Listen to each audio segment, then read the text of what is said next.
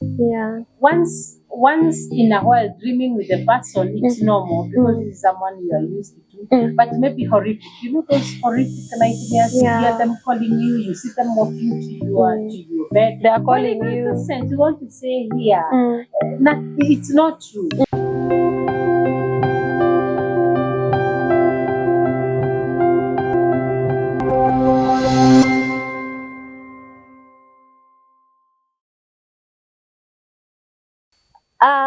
We are back again, and we are back with Anne. I know you have been learning a lot because you know that loss and grief is not easy. And now today we want to ask ourselves, yes, you have lost someone and you're trying to adjust your life around without them. And one thing that maybe Anne will agree with me, you don't have to die with the person who died. You still have your life to live. As painful as that can sound, you have to learn how to live your life, how to adjust yourself and live your life without that person. Yes, you carry them in your heart, but your life has to move on. I know if you have applied maybe the stages that maybe we talked about earlier, and now you want to help you even more to know, how do I move on? How do I not allow this grief to overwhelm me that I don't have a life with myself? So Anne, welcome back here, and thank you always for gracing here. Holistic therapy, we are really growing. And today we want to talk about, how do you help yourself? And I want us to start with, what are the wrong coping mechanisms that you leave you in a worse situation than when you're lost, than before your loss occurred? Yeah. Exactly. Thank you, Rose, even for having me once again. Welcome. And we also probably, that before we go on, we know issues of grief. Maybe somebody has watched us simply because they have seen loss and grief session, that is a trigger for them. So, but we say stay on. Even if probably you feel like this is reminding you, it is reminding you something that you want to forget. We want to tell you that trigger, the feeling that this is a trigger for you, you know what? It is part of your healing. Just stay on. Don't switch off because you've seen they are talking about loss and grief, and probably you're going through it. We are here with you. We may not really know how you're feeling, but we just want to be with you. So stay on. Don't go away. Now, when someone is having that loss and grief, when now the case has happened, as we explained before, there are people who think maybe they'll look for ways to cope. A very common one is drug abuse, especially alcohol. Which comes with hopelessness. Yes. And I've seen, personally in my practice, I've seen now several cases of alcoholism. So you find them, they've even been taken to rehab. So now you're jumping from a frying pan to the fire. Exactly. So you find this person is taken to the rehab. And as we know, alcoholism is normally a secondary kind of problem. It's the main problem. So you could find one of the problems why somebody is abusing drugs or even alcohol, it's because of loss and grief. And they say that alcohol drowns sorrows, but that's not the case. In fact, it adds. It adds sorrows. So we would want to say that is a wrong mechanism. And even bangi. All the drugs. Maybe somebody who has not been taking alcohol, they all of a sudden start. And that's why we see that could be one of the telltale signs for family members. This person has never taken alcohol, but all of a sudden they become the drinkers. So this is one way people cope with. The other way people try to cope with is maybe refusing to go to work. Because, like what you had mentioned earlier about guilt. People feel guilty that maybe there's something that I didn't do. Somebody might feel, I feel guilty because I went to work instead of taking this person to the hospital, so they died. Now, you see, that guilt will make them even say they will never go to work. So it is because of this work I was not able to take care of my of the loved one. So now they cope with that. They fail to go to work. Others will now fail even to take care of themselves because they are like, life now Does it have any meaning? Make any sense without this person? So those are just some, a few. And also maybe we can say isolating yourself. Yes. You know, in as far as we talked about, it's good to have time alone. Yes. Social support makes people heal so easily. Yes. Go out to people and talk about it. Okay, I know sometimes when you're going through a hard time, sometimes people will feel overwhelmed if you keep on talking about, and that's why we say that if you can't find a safe space, look for a counselor. Exactly. A counselor is someone you go and tell, 20 years ago I lost my child. Yes. And still someone will just brush it off. Like you never overcome anything, you are so weak. But maybe you can look for that social support. So don't isolate yourself. I think isolating yourself is a bad, unless maybe it's for something for you to heal. But if people are so prolonged. And you know, mentioning things like going on with your point, you find that if somebody is sick, because grief can also accelerate to even sickness.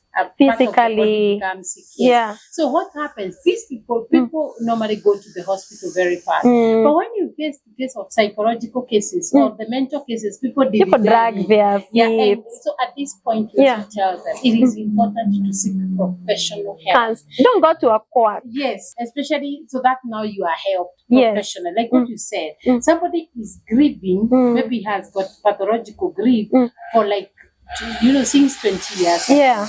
And that thing is so fresh to them. It is like it happened yesterday or it's happening now. So the counselor will not get shocked. Yeah. Huh? You mean you haven't? The counselor will listen and help you. And they'll get into your shoes. Exactly. Yeah. So counseling is not really about probably people, you know, people think those who go for counseling are those who are mad, you know, who are weak, who are not capable, but we are here people who go for counseling is those people who know themselves. Exactly. And so that is one way of the bereaved can help themselves. Yeah. Seek professional help, like here in holistic therapy. Yeah. There is professional counseling which can be helped. Yeah. Those are some of the ways. Remember the others we say, like even having that balanced diet and going back to your work. Please, much as the grief is there, the pain is there, try as much as possible not to stay at home for too long. Yeah. Resume work, maybe after, probably depending on your work schedule, maybe after burial something, probably after 1 week, depending. Because you're saying these things don't have exact timelines. But when you feel like now at least I can move about. Go to your workplace. You know, workplace, this is where even people understand it. Because these are your colleagues. Church. The church is very key. Yeah. Go family meetings. Family meetings. They are very important. To do that now, you know, there is that bit of relocate.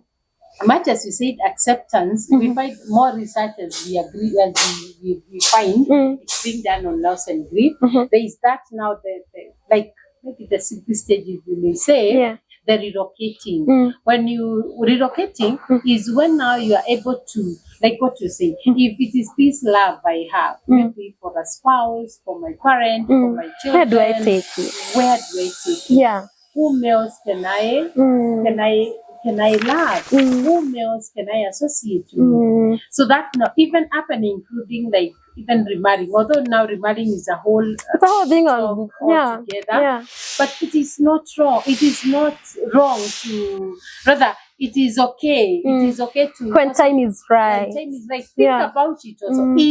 If you're fine with it. Because again, the issues of remarriage is also now a personal thing. It is. But we are saying it's one of the ways. Could be one of the ways, depending on you. That you relocate. That you relocate. And then something else, find some rituals that you do for yourself. Maybe you can decide you'll be doing some morning run. Yeah. You can decide probably you'll be going for a walk with your pet. You'll be visiting, like even it's a children's home. Like I know a couple, it was so sad they lost their daughter, but in the process of counseling, they realized they can be visiting a children's home. Yeah. And they even thought that the clothes for their daughter they can give to the so they find meaning in that. They find a lot of meaning in that. And we are not saying it is repressing. No, it is not replacing. There is nothing that can replace. It is avoiding to die with with the dead person. Exactly. Actually, if that person was alive, they would tell you, leave. You know, Precisely. nobody will tell you because I died, follow me. Follow They'll be me. like, do what makes you happy. Do what brings your energy back. And you have reminded me, even during someone's birthday, like for instance, you lost a loved one, on their birthday, what was their best cup of tea? Yes. What did they like take? Take it. Yes. You know, where did they used to be? What kind of cake do you used to have on their birthday days? Eat the cake. You know, it's a way that you're not throwing them away, Yes. but you're just looking for a way you can live with them. And when you're drinking that tea, you're having them. It's that a form of like a ritual. It's true. Some form of a ritual that you want to do so that you still stay with the belief. I mean, stay with the deceased person. Yeah. But at the same time, it's not harming you. It's not really harming you. Because you know what happens when now somebody avoids too much. This is when they get the nightmares. Yeah, because they're trying to avoid it so much until now those memories come in from the unconscious. And you can't avoid because it's hiding somewhere. Yes, it is hiding somewhere. It is hiding somewhere. So now to avoid that, because by the way, one of the pathological grief is also too much nightmare. Yeah. Once in a while dreaming with a person, it's normal because it's someone you are used to. But maybe horrific. You know those horrific nightmares, you hear them calling you, you see them walking to your bed. They are calling you. Sense, you want to say here, it's not true. It's not true. This is existing in your mind. However, we know because you're also spiritual beings, you go to church. I'm sure maybe if also this happens too much, sometimes it's also good to visit your pastor if you go to church. It's okay. Let them pray for you so that now you get that peace of mind that you have prayed that this spirit will not haunt you again. I've also dealt with some clients who, you know, those haunting dreams. Yes. If you go and tell them to write,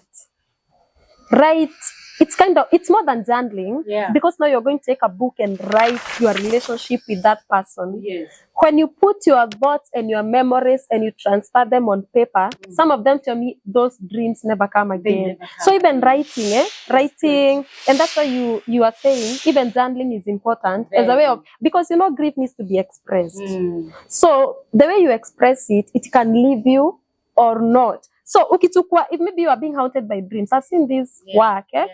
You can go and maybe write down, take even if it's that 2 pages book. What was the relationship? Where did they hurt you? Where do you hurt them? You know, now that narration of those stories, they bring that from your subconscious mind and they bring it to your conscious mind. So it will no longer be dreams. It will be some reality that you walk with.